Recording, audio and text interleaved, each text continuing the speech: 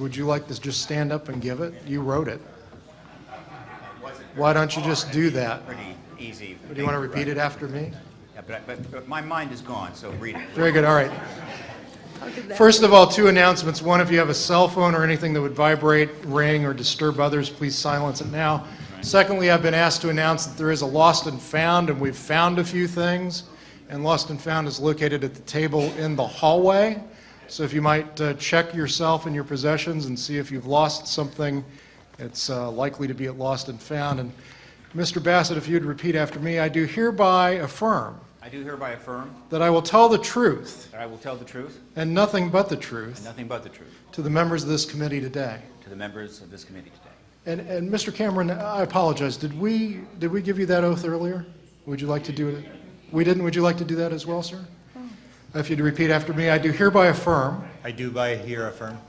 That I will tell the truth. That I will tell the truth. And nothing but the truth. And nothing but the truth. To the members of this committee today. To the members of this committee today. Thank you.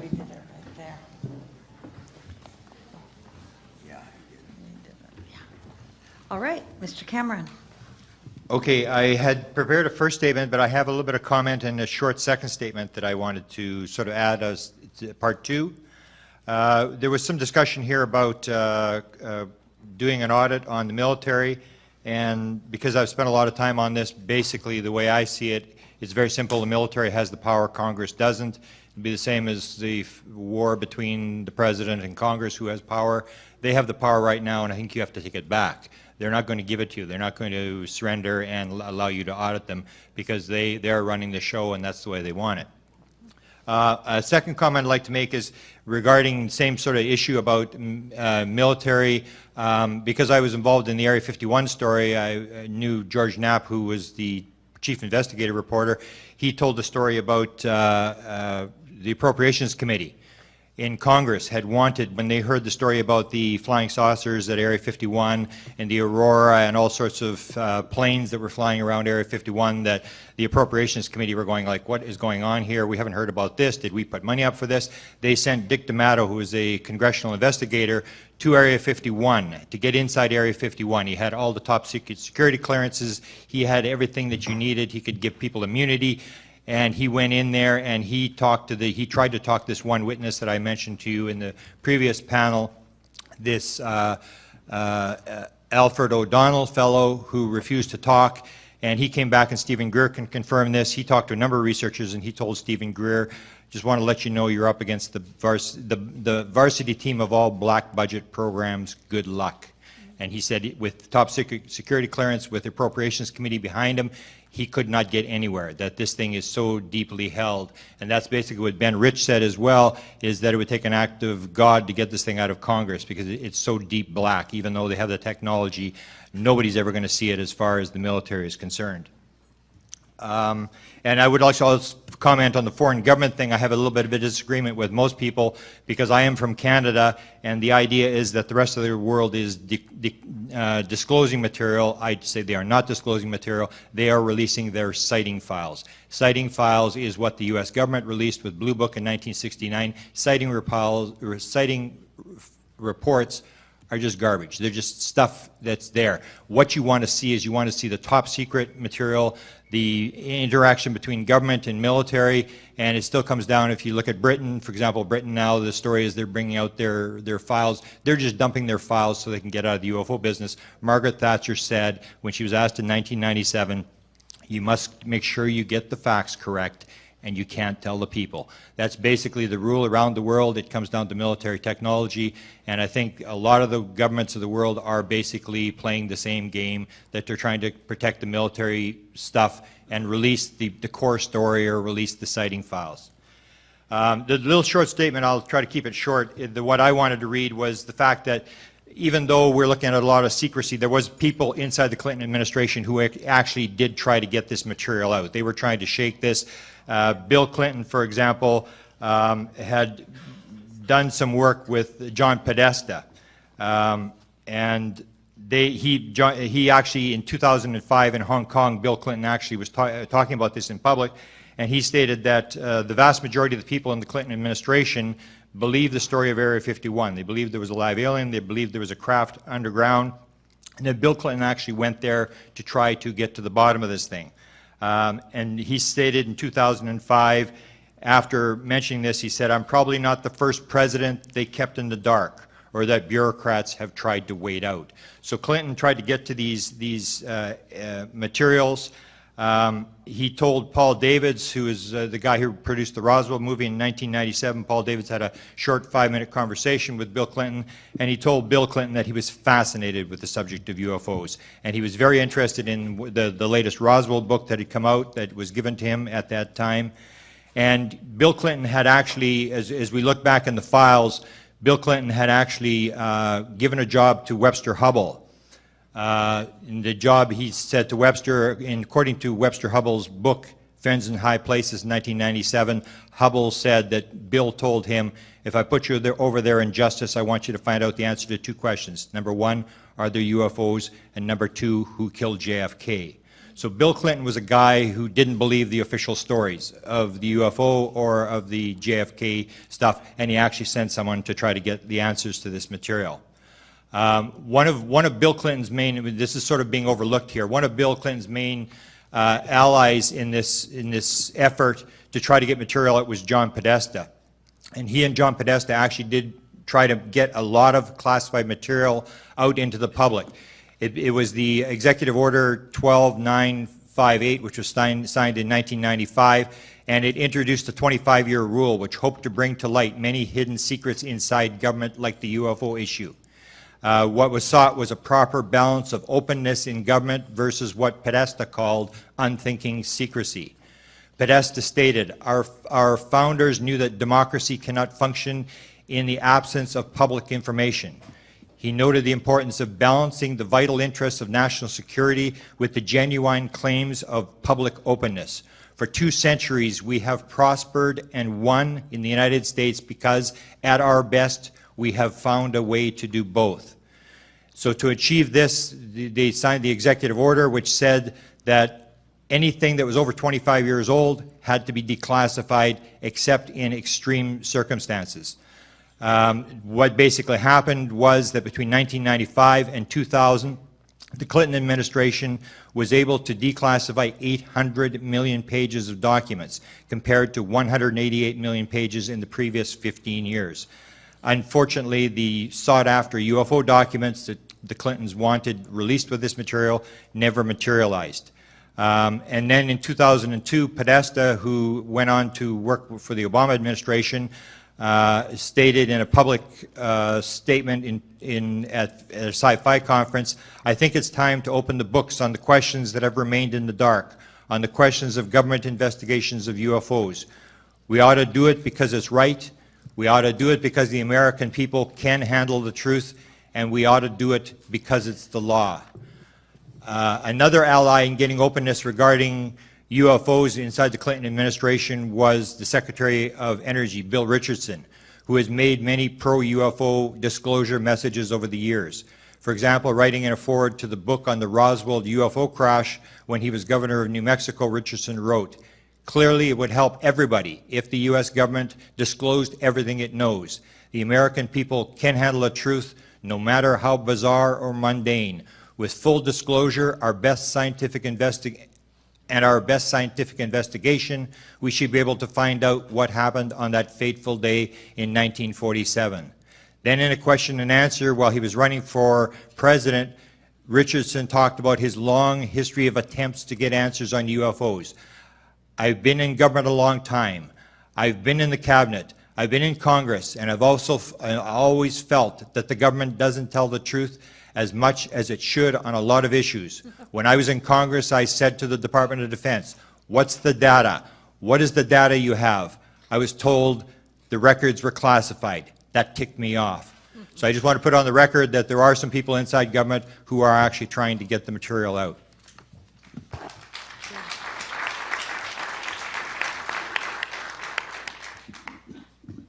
Ms. Howe. I was invited by Mr. Rockefeller to the Wyoming Ranch, along with some of the people here. Stephen Greer was there, others. And what links in my mind was a discussion that I had with then John Mack, MD, psychiatrist from Harvard University, who had taken a great interest in the abduction syndrome, both as a psychiatrist and then as somebody who was trying to understand, as I and others were, what is the true nature of an advanced intelligence that would be interacting with this planet, and may not itself, the prime intelligence, be the actor here, but making various kinds of cloned entities that would interact on this particular planet, in this particular atmosphere, this particular gravity, in this particular solar system. And Dr. Mack and I, at Mr. Rockefeller's place in Wyoming, were discussing this, and we went into the issue of why is it that the non-human intelligence, as described in the human abduction syndrome, appears to be 100% telepathic, with the ability to both place impressions in human minds and to also project three-dimensional holograms that the human mind and eye cannot distinguish from the world around us. This is something that he, I, and many others had encountered, and the more deeper you get into this field, the more you realize that our reality can be manipulated through our minds without us being able to tell the difference at times. And this led to a discussion which at the time I had only shared with Dr. Mack, God rest him wherever he is now. That very year, I had a face-to-face with a man who was currently working in the United States military, who had been aware of my work, and by that 92, 93 time period, I had produced the book An Alien Harvest as well as TV productions.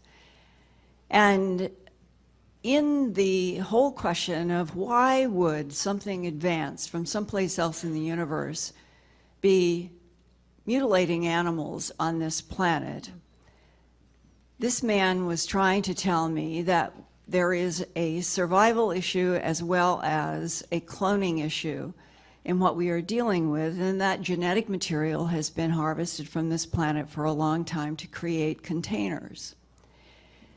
And this, in discussion with Dr. Mack, led to, I thought I would share this today to show you, if this is true, what I'm going to share with you, it shows how difficult it is for all humans to relate to any aspect of all of this. The military person was describing his firsthand experience that occurred in 1978 in a small town in northern Arizona. He worked for a unit that would be comparable to what has been in some of the government documents called Moondust or Project Pounds. These are units that were put together at least as far back as right after Roswell. Units that would be trained to go to wherever there was a reported crash or landing, because some of these craft have been clearly left or put down.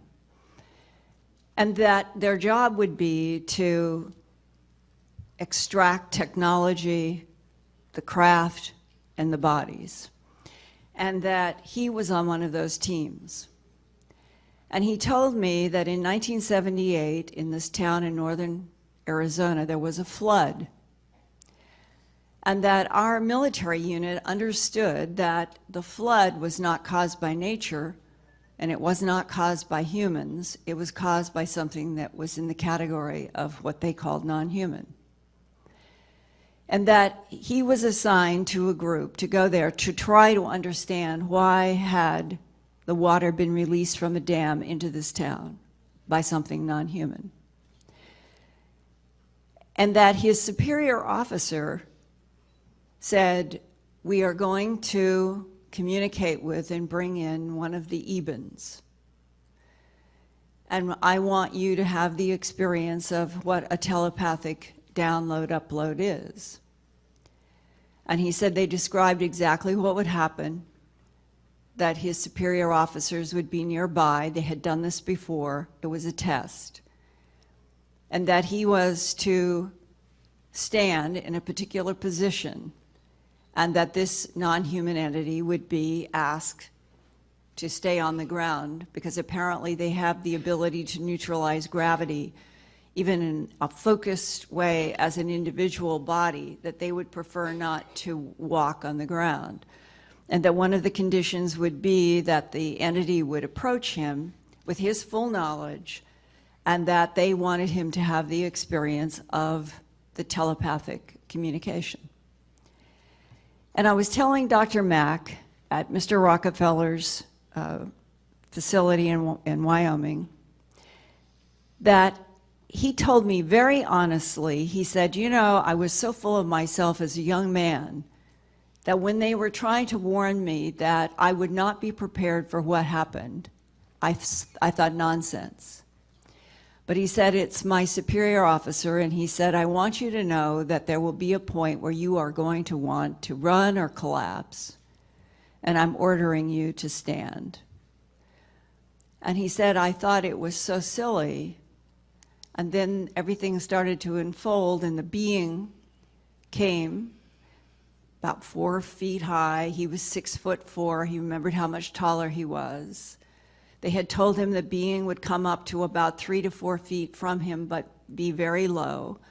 And they told him, all controlled, that the being would simply raise its head, and when the eyes connected with his eyes, he would no longer be in control of his mind. He thought all of it was nonsense. And then the being's head started to rise, and he said, Linda, imagine having 7 feature films with sound, with touch, with heat, with every sensation that we know and more. And over all of the 7 films running in your mind are gold 3-dimensional symbols. And he said, I remember that my knees began to shake and buckled, and I knew that I was fainting, and men caught him. And he said, they put me on a cot, and they left me there for 3 hours, and when I woke up, if God himself had asked me what had been communicated in those 7 films, I would not know. He said, my superior officer told me later, every human thinking about extraterrestrial biological entities and the whole issue of us not being alone in the universe and the wonder of being able to travel the universe and to communicate with non-humans, we would like to do it over coffee. And he said, it isn't going to happen. Because what happens when their minds telepathically download to our minds, they are uploading every single thing we've ever experienced or thought from our minds. And that the end result often is information is added by the non-humans into the human mind that has had this experience. But then we live on a planet where our fellow humans cannot even hear what uploaded, downloaded information from non-humans might be, because we have taken the position, as odd as it is, that we are alone in the universe and this does not exist. And Dr. Mack, after I told him that story, he looked at me and he said, you know, Linda, I agree, I think we are dealing with extraterrestrial biological entities in some cases. But he said, you know, I think that it's too complex, that it must involve time travelers, other dimensions, and that we are truly like little infants approaching something that is beyond our understanding. And I will just close exactly on that note with another man who died not long after I was able to talk with him, somewhere like around 1992. He also served in the military, high ranking. Some people had sought me out because he wanted to ask me a question about some of my work. And I will never forget, he said, Linda, this is all so strange. And it has been so strange to all of us that have been exposed to it for so long that not any of us ever want to take it home to our spouses, our children, or anyone we know. Not because it's threatening necessarily, but because nobody knows how to have the discussion. And today, we are meeting at the National Press Club in Washington, where there have been various revolutions before. And it seems to me, no matter how strange it is, if we don't get past this point of having our government built on 60 years of lies to protect us, the nation probably will implode. And I think you know what I mean. Thank you. Thank you.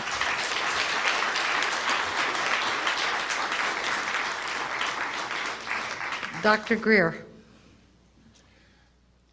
Well, on that note,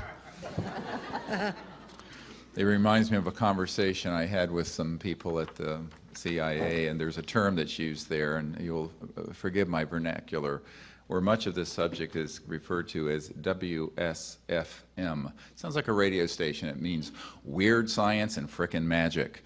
And that is the term that's used at the CIA and other places to describe some of this. And I think that what we have to understand is that if you're dealing with, and I do want to go into this because this is part of the summary and brief I provided in the Obama briefing and elsewhere. If you're dealing with civilizations that are 10 to the 6th to 10 to the 7th years, hundreds of thousands to millions of years, technologically more developed than we are, every manifestation of their technology would look like magic to us. For example, if you were to go back to the time of Thomas Jefferson and show them an iPhone, or worse, to Salem, Massachusetts, you'd be burned at the stake as a witch, because everything would be absolutely look like magic. So I think that we have to have a certain amount of humility in realizing that when we're dealing with a universe that is vast and infinite, that in our own galaxy alone, which has 100 billion star systems, the same number of stars that we have as we have neurons in our brain, interestingly, that we're dealing with civilizations just in our own galaxy, which is one of billions, that are able to go through interstellar space. Now, I want to touch on this for a moment because it deals with a little bit that Linda referred to in terms of trans-dimensional or other dimensions. And the technologies and the sciences dealing with this subject are what we have termed trans-dimensional interstellar, TDIS. And this refers to very advanced sciences and technologies where there is a nexus between electromagnetism in the magnetic field, gravitational forces in three-dimensional space and time, and what Dr. John at Princeton in the engineering lab began to prove is the science of consciousness, which was actually an issue that I did talk a fair amount with Lawrence Rockefeller about. Now, a lot of people say, well, this gets into the deep end of the pool very quickly, and in fact it does. But I think that it's important to understand that if you're dealing with civilizations that have gotten here, and that's what we're dealing with, you're not dealing with something that can go just straight through space at the speed of light even, because the speed of light is too slow. And I remember when I was having dinner with CIA Director Woolsey and his wife, and actually the really most insightful question came from Dr. Woolsey, who at the time was Chief Operating Officer of the National Academy of Sciences. And she said, what I want to know is, how are these civilizations communicating across the vastness of space? Because your cell phone and radio waves are going at the speed of light. And I said, yes, that's just too slow. Speed of light is way too slow. And I had a gut check. I said, do I tell her the truth and lose all credibility as a scientist and a doctor? Or do I tell her something that sounds scientific, but that's really not true?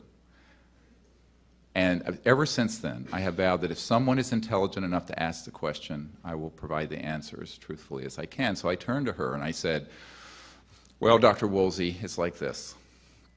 It turns out thinking is the best way to travel.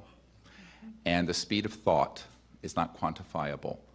However, when you start getting into the new physics that have been done, where you have the ability to teleport across vast distances instantly, and this has been done with particles, but we're talking about civilizations that can do it with entire spacecraft and occupants.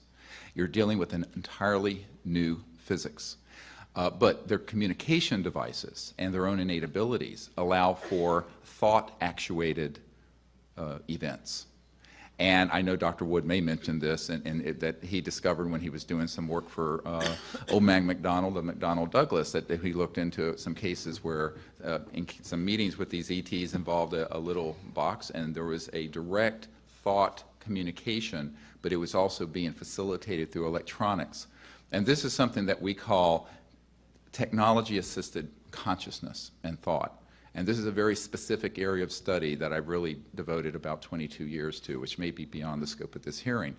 But I think that in terms of just bringing this issue around, there are so many aspects of it that are very exciting from the point of view of science, technology, and understanding the universe and ourselves. And also, who are we? And where did we come from? And how is it that we exist in this cosmos that is and I agree with Edgar Mitchell on this, that is a conscious quantum hologram that is awake and that we are all part of, and that mind itself is the ultimate final frontier, not space, but consciousness in mind. Now, I know that Lawrence Rockefeller was very interested in these things because I had conversations with him also.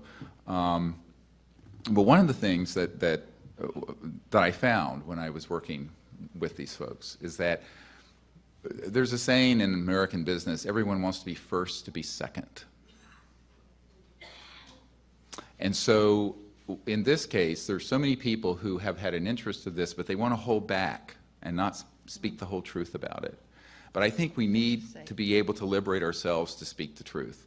And it involves many, many complex issues, part of which has been touched on in the last 15 or 20 minutes. One thing I also want to point out is that if we're being visited by advanced civilizations, and it's our assessment that certainly we are, who is handling that relationship? Do we cede that management to the military-industrial complex, and what are the consequences of doing so? Think about this very carefully.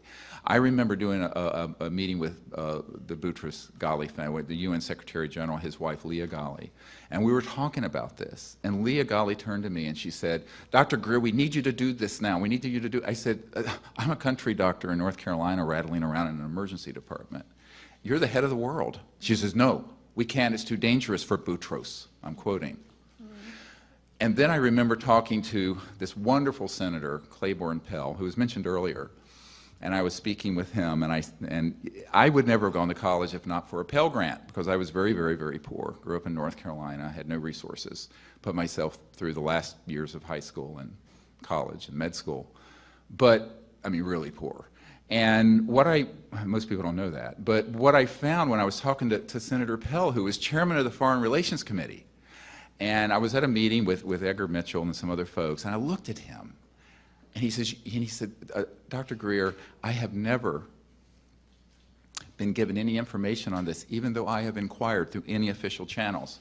And I said, "Yes, sir, what a shame, because you, the chairman of the Senate Foreign Relations Committee, have been denied the responsibility of dealing with the ultimate foreign relations issue." And I pointed to the stars above our heads. And he looked at me through those hornworm glasses and said, "Well, you know, Dr. Greer, you may be right." I said, "Well, I am." And I said, "Well, what a shame." So I think this is another dimension. There's the science and technology part of it, but there's the part of it about relationships. And we are not alone in the universe. And we need to have a situation on this planet where our higher nature, our better angels, folks like Senator Pell and others who would approach this in an enlightened way, could reach out and form what has begun to be discussed in the French government that I referred to earlier in this Ministry of Defense memo to me, a peaceful interplanetary, interstellar diplomatic initiative. And to be honest with you, that's how I first got involved with this, was to establish such an effort, which we are doing as a citizens' diplomatic effort. But in the meanwhile, I got diverted into this morass of the national security state because I felt that our leaders need to know, and more importantly, the public need to know. And we need to then figure out how we're going to advance. And in the summary I did for the President, there are a number of action points, and one of them is to appoint internationally a high-level committee of folks who could go out and make a peaceful contact that is not militarized, that is not covert, that is not being run by the national security state, but is being done on behalf of all of us, the children of Earth.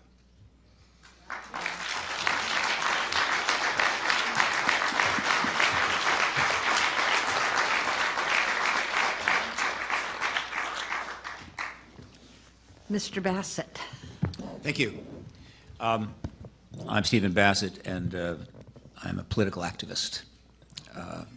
One of those people that if they're right, you hate them, and if they're wrong, you hate them. Right? I want to comment three points very quickly. There's a powerful dichotomy here, duality, with respect to this issue. If there is one single non-human entity traveling around in the sky in anything, right, whatever kind of craft, that is a huge deal. But it's actually an extraordinarily simple thing. They're just here. There they are. One thing, one entity. So you accept that. Maybe it's proven to you. Then you move on past that, and then things go from very simple, they're here or they're not here, to the extraordinary range of complexities and issues that are raised right here. And people say, well, okay, it's so simple, and yet there's all of that, and that's just scary, and what's going to happen? Well, here's the problem. The reason it seems a little scary is that the way humans have been operating for a long time is they've been facing the unknown since they evolved out of the oceans. That's all they do is face the unknown. It's a scary thing to be human. They've been doing it very well. They come up with something they understand, and then they try to figure it out and move on. Well, guess what? We have some more interesting things to face. But what's happened here is that we sort of learned that there was some new things on the horizon, and the government said, stop. Don't look into that. Right? It's unknown, but don't look into that. And then decades and decades pass while the phenomena grows, and people become more and more aware that something's going on, but yet it's not being properly engaged. And so it's like a false slip, right? Where these things have slipped apart. And so we have this gap between our desire to move on, to learn about the unknown, which is what we do, and the government's desire for us to hold firm, hold fast, and not move forward. And that is creating a lot of cognizant dissonance, and you can feel it all the time. That's the first point. The second point has to do with the Rockefeller Initiative. I invite all of the political media, all media in general, but certainly the political media, to look at the Rockefeller Initiative. It is one of the great stories in American history. It's one of the great political stories, certainly of this or any other time. It is filled with amazing people who are still around and still very powerful. At the time that Rockefeller approached, through his attorney, President Clinton, Clinton's one of his very key advisors was John Podesta. The chief of staff at the time was Leon Panetta. The wife of the president at the time was Hillary Clinton. A good friend of the family at the time, soon to be Clinton's Secretary of Energy, was Bill Richardson. And this event went on, or this initiative went on for 6 years. The press completely ignored it, as if, what's the news there? It's just a billionaire Rockefeller trying to get the president to release all the files on this phenomena, possibly put a letter into every newspaper in the country and release, and the truth embargo. There's no news there. On the other hand, when the First Lady Hillary Clinton decided to do a little role-playing regarding Eleanor Roosevelt, just to kind of get a sense of what it was like to be First Lady, the press went apoplectic. That was news. In the 20 years that's followed, what has happened? Well, Leon Panetta, the chief of staff, who was fully aware of the Rockefeller Initiative the entire time it went on, became the Secretary of Defense and then the CIA director under President Obama. The wife of the president, Hillary Clinton, who was fully aware of the Rockefeller Initiative, went on to become Secretary of State and almost the President of the United States.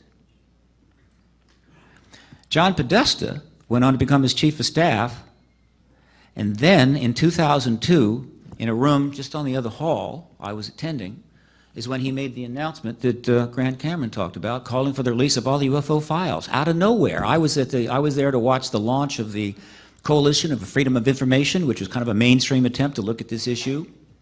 I knew it was mainstream, and so when he showed up, I wasn't too surprised. But then when he made that statement, I said, what is going on here? A former chief of staff of a president and an advisor to a president has just called for the release of all files because the people have the right to know, and it's the law? And I said, well, there'll be 1,000 press trucks in front of his house tomorrow.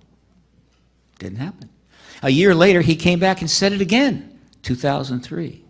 And then 6 months after he did that is when Bill Richardson wrote a foreword to a book called the Roswell Dig Diaries, where he basically said the Air Force explanation for Roswell was incorrect.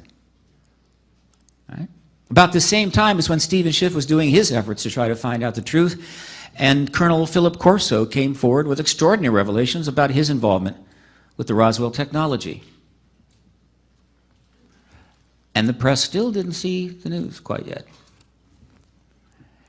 President Obama appointed Hillary Clinton as Secretary of State, but what was the most notable thing to me is one of the most important jobs that he had to choose as the new President of the United States was the person that was going to help form the new government that he was about to launch. And the person he chose as the co-chair, but the principal chair of his transition committee, was the man who called for the release of all the UFO files in 2000 and 2003, John Podesta. But when they lost the election in 2004, went silent. And I can tell you, there is an unbelievable political story that has never been told that exists between the moment that Rockefeller turns up in Clinton's Office of Science and Technology Policy and the election of Barack Obama and the selection of all the people that knew about the Rockefeller Initiative right into the administration, including Bill Richardson, who they tried to make the Secretary of Commerce. These connections are too extraordinary to be accidental. I believe that the story the press could find, which is just dripping with Pulitzer Prizes, is the fact that the Democratic Party at some level made the decision that they were going to be the disclosure party.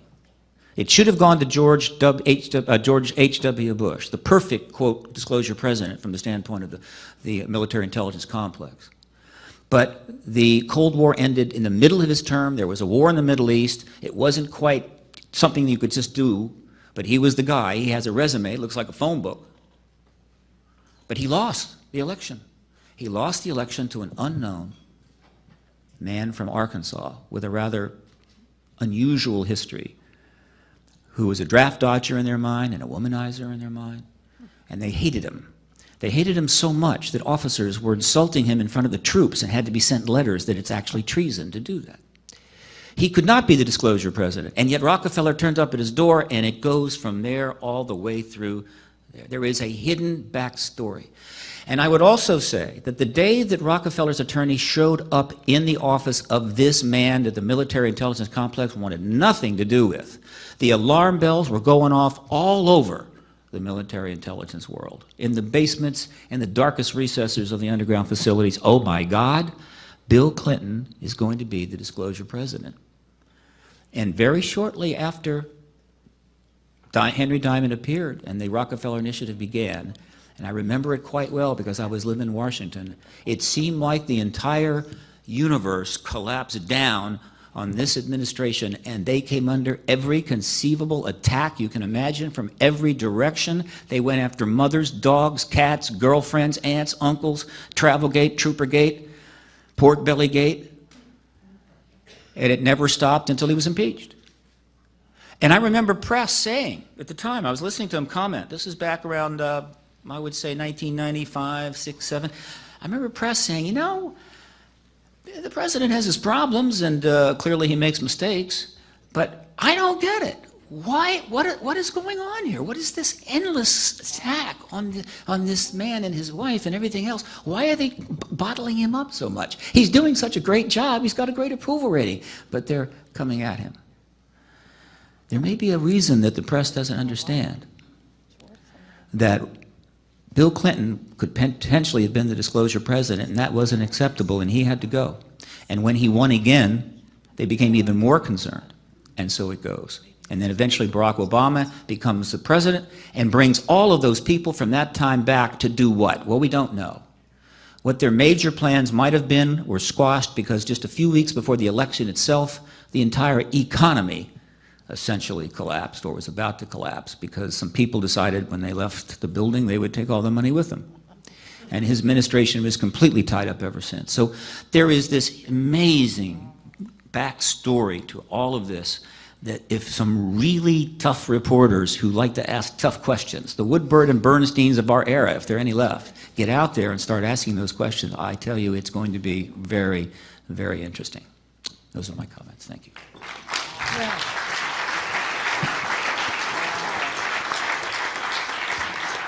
I just have to say, you neglected to say how much Monica Lewinsky took up of Bill Clinton's term. Yeah, when no, he yes, indeed. possibly could have been dealing with that.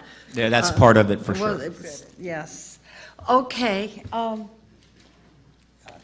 Mr. Bartlett. Thank you very much. Appreciate your testimony very much.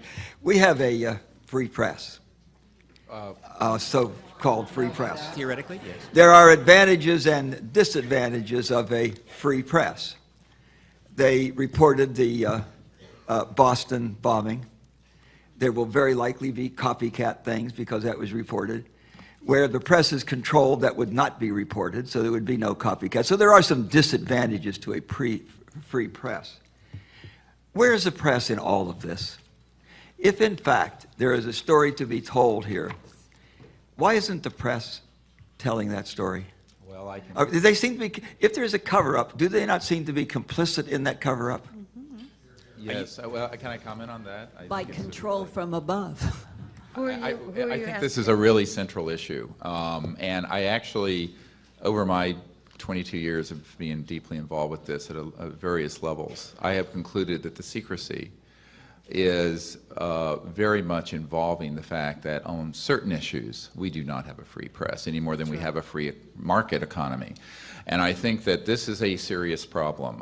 And I have a document that will be in the materials that I'm providing for the committee that is a 1991 CIA document where it talks about the fact that they have folks at all the major media outlets, wire services, news magazines, television networks, to change, alter, or delay and stop stories that they would like to see stopped. Now, this was released briefly and then reclassified. It was under the first President Bush term. And this is not a contested CIA document. What that means is that on certain issues, this will be absolutely, there will be an intervention. And we saw this happen with the 2001 event at this National Press Club disclosure launch 12 years ago almost today, on May 9th of 2001. And one of the people I dealt with, Bob Schwartz, who was on the board of Time Life that later became AOL, Time Warner, and CNN, the whole conglomerate, he told me that he was very good friends with Mike Wallace, and he had given him a lot of these documents that we had, and Mike Wallace wanted to do this story at 60 Minutes. And corporate CBS, and I think at the time was controlled by Westinghouse, a big defense contractor, did not permit him to do the story. Ira Rosen, who was at ABC News executive producer for 2020 and Primetime Live, he came to my home in Virginia, out near Thomas Jefferson's home, ironically, and I gave him 35 digital hours of top secret witness testimony and many documents. And he said, this, if true, is the biggest story ever. I want to do this story. I said, well, I'll cooperate fully. He had gotten his Emmy working with Mike Wallace at 60 Minutes, where he has returned. And I said, I don't think you'll be allowed to do this story. And Ira Rosen said, oh, yes, I'm the executive producer of these shows. I can do it. And I said, okay. Well, 2 weeks later, he called me up. And he said, Dr. Greer, they won't let me do this story. I said, Ira, who are they? And he said, Dr. Greer, you know who they are. Now, I could tell you probably 100 stories like that. And this becomes very worrisome. Here we are in the National Press Club. And we have a lot of enormously important information. And you know, in the New York Times, if you have 3 confirmed sources for a controversial story, they can run with it. Here, the Disclosure Project, which I founded some years ago, it was first Project Starlight when I began to work with Lawrence Rockefeller. We now have over 500. Many of them, I have the names of them and they can be subpoenaed. Some of them, about 100 of them, we have on digital videotape. Why isn't this a story? And I think that this becomes a very important question in a democracy. You know, if you have the larger media not covering something that 50–60% of the public believe is true, and there's an enormous amount of data, 4,000 landing cases, the Cometa report where they documented the landing in Provence of a craft, the Bentwaters case where a craft landed at RAF Bentwaters and left physical trace that has been confirmed by the Ministry of Defense. We have all this hard data and information. We have radar traces of these objects moving. We have pilot cases. We have over 3,500 pilot reports in our archives. This isn't a story. How can that be? Now there's another reason, the ha-ha factor. I have met with so many senior people in government who say, I am so interested in this, but don't let anyone know that I'm interested. And the reason for it, I think, you know, you could be gay and have 5 wives and do whatever. I mean, you could do anything and be out of the closet on it, and it would be no problem. But this subject, whoa, watch out, because your career is on the line, as mine was. Okay. Now, I think that what you find is that the social opprobrium, it's appropriate term, attached to this issue was launched in 1953. We have a CIA document that describes their attempts to debunk and ridicule the subject, but also, very important, to engage Disney Studios to make cartoons and movies about it that would marginalize the subject. This is a CIA document, little green men, ha, ha, ha, ha, ha.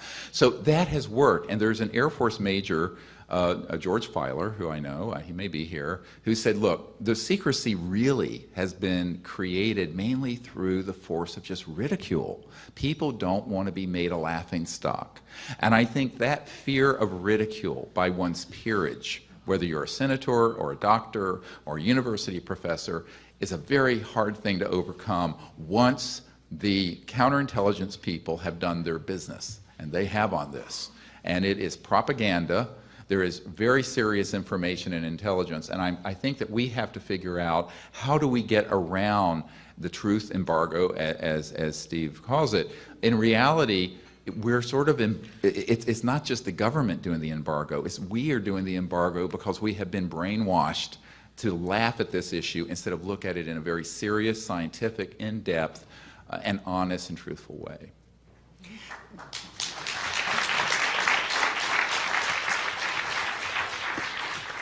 So time keep, how much more time does Mr. Bartlett have? 3 minutes.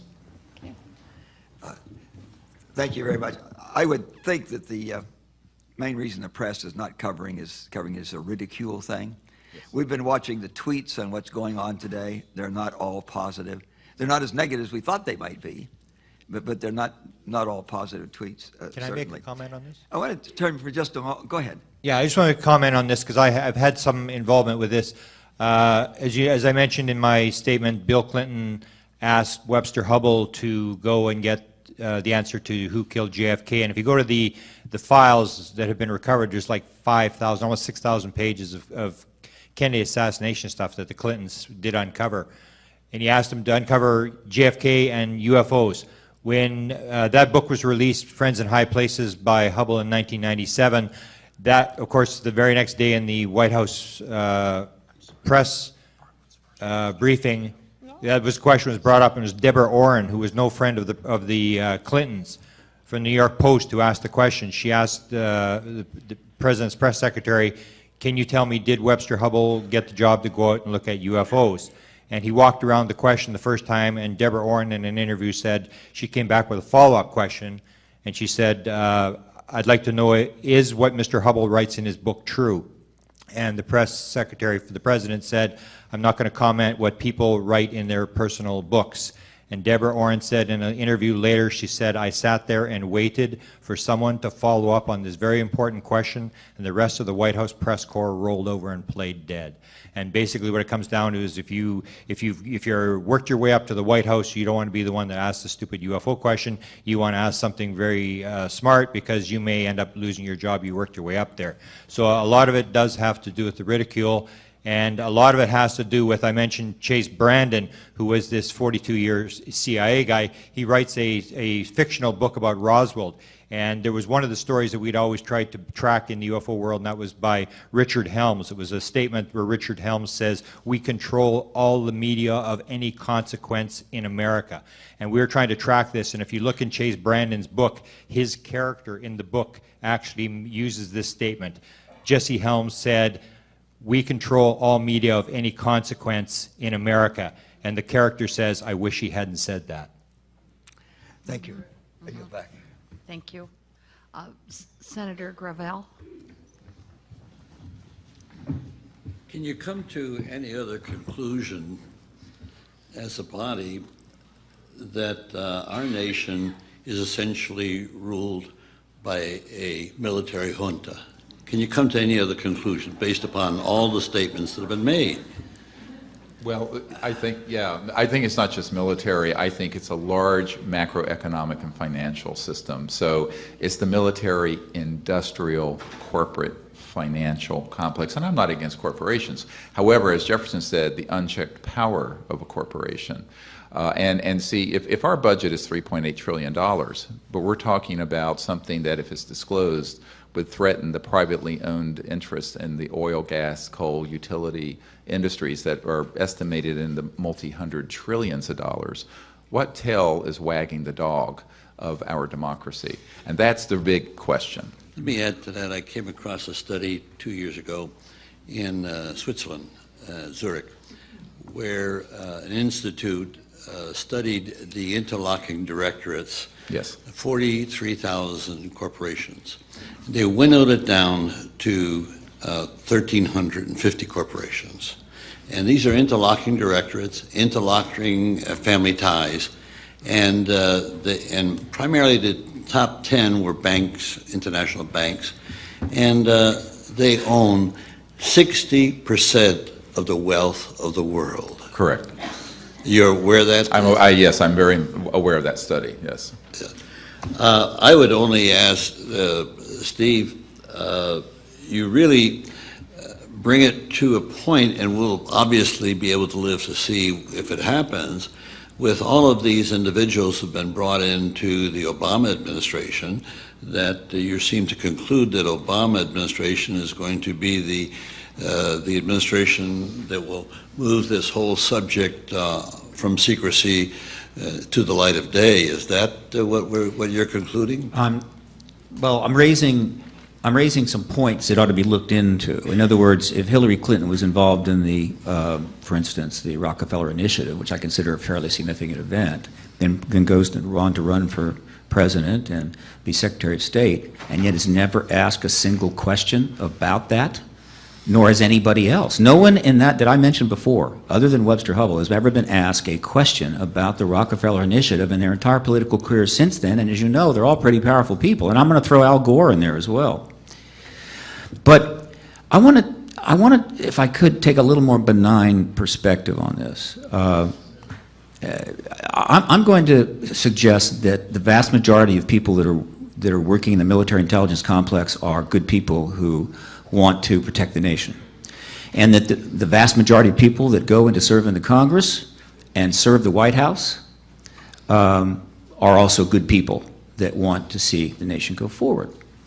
And so if that's true, then how did we get where we are in its simplest terms? And I would boil it, and this is, I'm speaking now, I think, through and past you to the administration itself. I think what has happened, that best describes the circumstances, is that during the Cold War, this incredible time when we could have destroyed all of civilization, draconian measures were taken to deal with a number of things, including the extraterrestrial issue.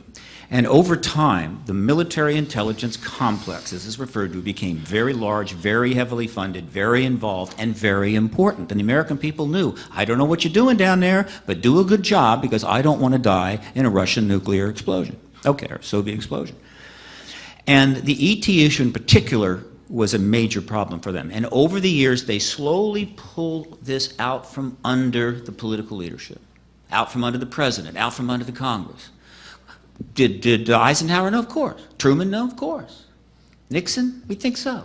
But as you move closer to the future, they've separated it out and made it their own because it's just a lot easier to work with and it's so dangerous. Okay, fine. Meanwhile, what is going on? Well, the evidence is continuing to mount until finally the pressure is on everyone. You're going to have to do something, but they've painted themselves into a corner, and this is the corner, opposite corners, and this is where I think they are. The President of the United States, including key members of Congress, do not have the access to the information. Therefore, if they were to come forward and finally end this truth embargo, they would say, well, there's extraterrestrials here, I'd love to tell you more, but I can't get any information from the Army or the Navy or the CIA, but I'm telling you, trust me on this. That's not going to fly.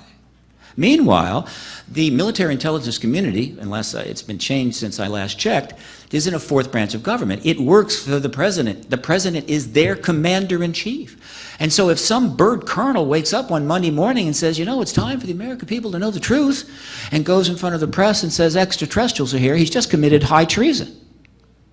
And he will pay a substantial price and damage the relationship between the military intelligence community and the executive branch for decades. And so they can't do it. The president can't do it. So now we're stuck. We're not going nowhere. Yet they're good people, but they're tied up. What's the answer? It's actually a very simple answer. Enough pressure builds up on both the military intelligence community and the executive branch from foreign governments, from research, from witnesses coming forward, from events like this, until the president decides to select somebody that he trusts. I just might throw out the name John Podesta, just to give you a base mark there, whatever, to go and meet with an individual from the military intelligence community that represents the management committees that run this issue. There are cross-agency management committees, right, that meet with respect to certain aspects of this. And there's someone from each relevant agency, and that agency probably doesn't even know that person's on the committee. And that committee may not even know about this committee, but that's how they kind of run this, and it's very clean, it's very simple. Somebody representing that group meets with the president's representative, and they decide, what do you need? Mr. President, here's what we need. Here's how we want things to go because we are concerned about how this may unfold and the national security. What can you do? And the president says, and what can you do for me? Can you provide me the key information so I won't be standing out there? And they have that meeting and they come to an agreement and they end this truth embargo. And that's, I think, the essence of where we are right now. All I can say is you're a great optimist. And the statement you are making reminds me of a statement I think we all know, because they're all good people. They're good people in Congress, they're good people here at this table, they're good people out there. Well, for good people to do nothing, that's how evil comes about. True.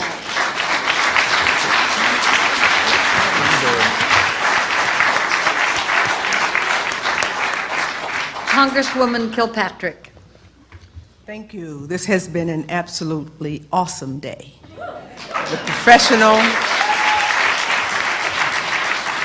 The professional testimony that we've heard, awesome. The preparation that we got prior to sitting here this morning has been wonderful. Steve, I know you always think we fall short, but we can always do more. It's been wonderful. And from this congressperson, I want to say thank you. You're very welcome. Got so much to say and do, and I know we've got a week to roll it out, and I hope that we'll come to something as you all continue your work as a citizen hearing on disclosure. We've all been in Congress long enough to know something about this world, not this subject, and certainly much about our country and how it operates. Everything that you've said here, this congressperson knows it to be true, from things that we've done in our own lives. President and the military is always a friction there. Governors and their state military or police troops, it's a little friction. Mayors and their police force, it's a little something there. Who has the power? I think that's an inherent something that our world witnesses, and I certainly have over my 60-plus years of life. I think it's important that we work with the foreign governments. There's been 10 or 15 already identified who have acknowledged this existence. I want to be a part of that. I want to go, I want to see, I want to, all of that. And I'm presenting myself for that because I want to do that. The public-private partnerships that I mentioned earlier today, got to do it. Once upon a time, this country had horse and buggies. We moved to cars. And then now it's moving to something else. There were no emails and computers and all of that 2 decades ago. I mean, evolving. When you talk about oil, gas, and coal, yeah, that's the money, and it's about money and power. But who's to say you can't transition that to what we're talking about here today with the kind of partnerships that we have to build in order to do that? So we phase out of oil, gas, and coal, and we're doing it already, but we're just not. I don't think this issue, now that I've sat here all day, is separate from it. I'm sure I'll know more about this by the Friday. But I think we have to look at it in terms of a comprehensive something that's related rather than separate from. The things that you all testified today, and I know them to be true. I don't even know people who have had this. And in the last month since they found out I'm on it, I get all kind of things from around the world. Happy you're going to be listening. And I'm happy that I am listening. But I want us to consider who that public-private doctor, for example, Dr. Greer, excellent information, all of that. Got to be funded. I do money. That's what I've done in my career. I don't have any, but I mean, that's where I work. That's where I've worked. But we can do this. I mean, we can do that with if we broaden our scope. It's not us and they, or them and us. It's us, or there's nothing. I think it's that important, and I don't have the answer for it now. I just know that there's something here that we've touched on, at least in my little experience in these 8 hours. It's something to build on, and I want us to consider that. The military-industrial financial complex is real. It's real. I mean, and everyone knows it. It's real. It's a real entity, and it really directs our world in the various countries. I can't speak for them. I can speak for U.S., and it's real. Not to be thrown stones at, but to work with. And I think when we bring them in as partners, because actually the complex has more power than the president. I'm sorry, I hate to just put that on record. The president, not the person, but the office is what I speak. That when we deal with it as, again, as a whole thing and not us over here and them over there, we can do this, Stephen. It's just going to take, I think, an international coalition that would help, someone just said it, help bring us to where we want to go to do some of the things we need to do. And then, finally, for me, the Military Intelligence Committee, we have to have that, and it exists. And we've always thought that it helps us do a lot of things, like Boston most recently, and as big as Iran, Iraq, Afghanistan, and all. I've been all over the world in this job of mine, but I haven't in this capacity. I'm offering myself for that. I see that we can get to this. This was a brilliant way to start it, Stephen, build on what you guys have already done for these last 50-plus years. This is the 21st century. The 20th century is over. It's about coalitions and partnerships, and it's an international one that'll save our world and our country. So to all of you there, I always say the woman, she brings a whole nother perspective here. Thank you, without notes and all of that. If you harm God's animals, and something does from time to time, as you just described, in a way that we know nothing of, or there's no blood or other liquids, fluids, that's something I believe too, and I'm going to end on this. I don't have a question. I'm making my final statement of the day. If you talk about everything we've talked about today, and this is just day one, I can't even imagine what we're going to do the rest of the week. But the hurricanes, tornadoes, fires, winds, I'm a biblical person. I believe it's biblical. I believe that everything that's going on, what we're talking about now, and the power that might be out there that they are scared it's going to overtake us. It won't overtake us because we're going to work with it. We're going to build a partnership. And the sooner that we get it done, the safer our children will be, the more protected our seniors will be who built these great countries.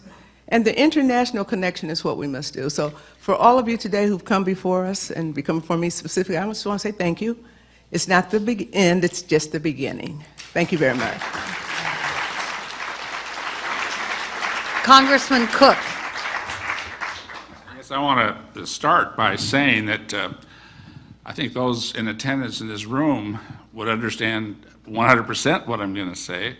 I want to make sure that anybody that's streaming understands what a Herculean effort Stephen Bassett has pulled off in putting this thing together. And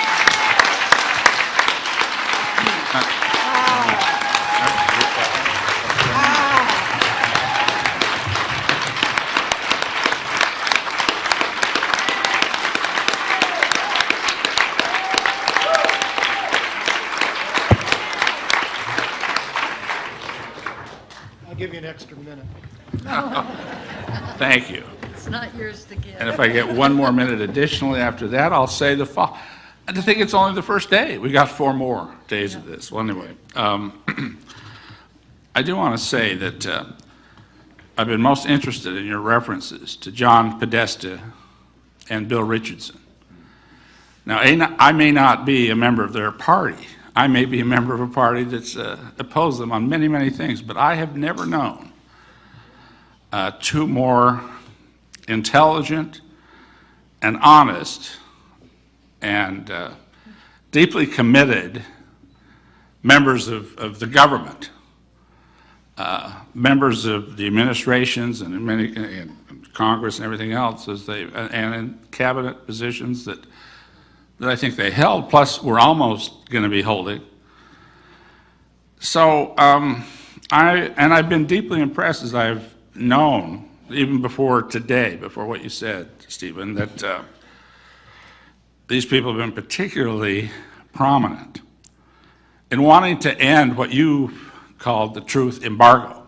You think so? Certainly, Richardson has made statements that he says, hey, definitely, just to have somebody of his stature say that something landed in Roswell and we need to have those files, I think was a very powerful thing.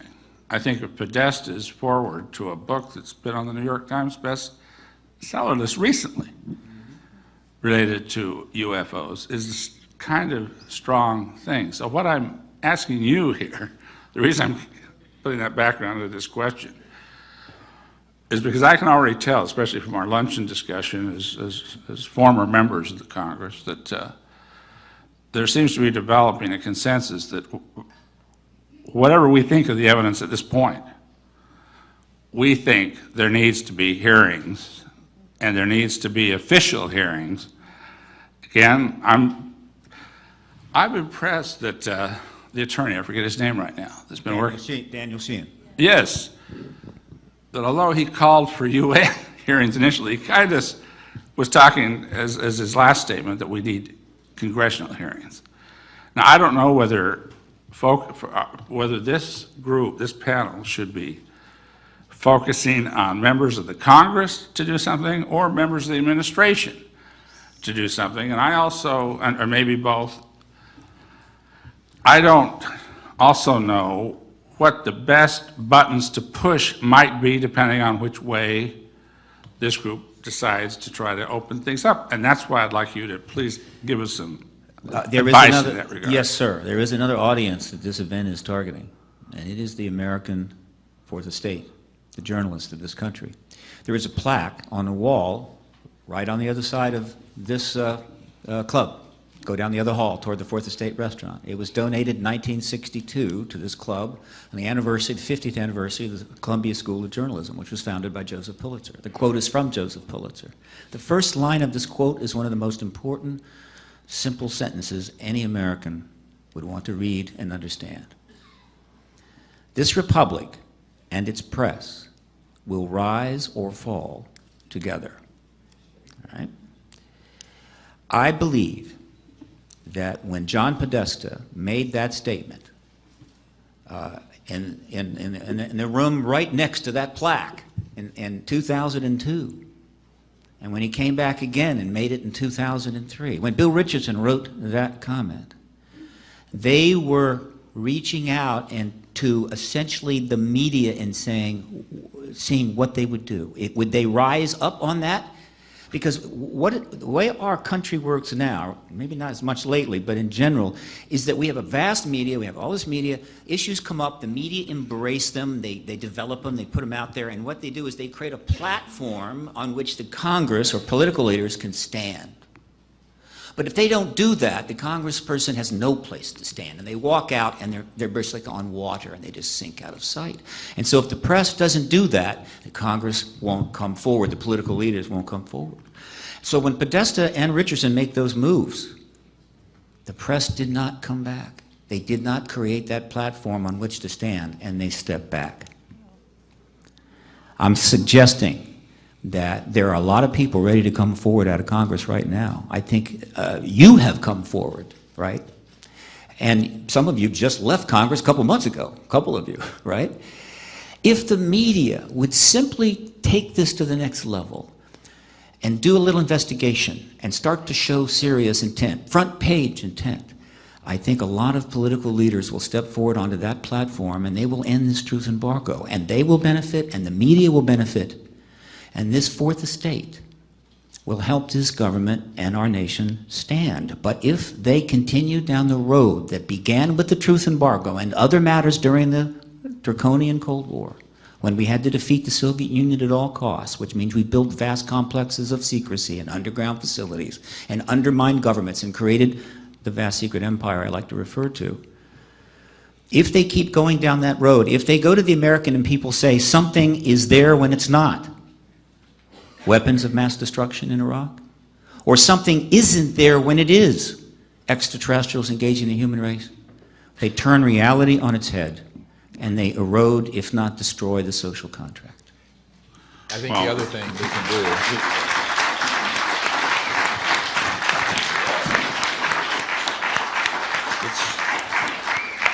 do. It is sort of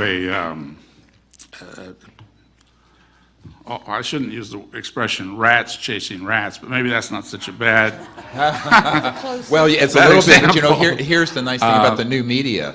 We have a world now where we can stream. The Huffington Post. That's what I was gonna Okay, the get Huffington into. Post Right. did an article about the film Sirius that's just been released that's based on our work. It had like 4 million people look at it. I think that we can do a lot that we couldn't have done 12 years ago, 5 years ago with the new media and the people's media. That's one thing. The other is that I want to put out a call for other witnesses from inside the military, intelligence, and corporate world to come forward, but who will come forward rank, serial number, name, actionable intelligence. One thing I want to comment on, there is a confusion that's been in the room a little bit today between access and control. Now, I just want to say that I have been able to provide actionable intelligence to where there would be access, but you don't necessarily have control. And I think we have to understand the difference for the president and for even some of these senior military officials that I've met with and continue to meet with. There is a huge problem there. And this is something that does need to be fixed. The media is one part, the public is one part. I think we have to get all these components going. But something that needs to be looked at from a constitutional and national security point of view is that you cannot have information like this being withheld from the commander-in-chief and senior people like the Defense Intelligence Agency head or the CIA director, which we know is going on. And I think that if we cannot fix that, our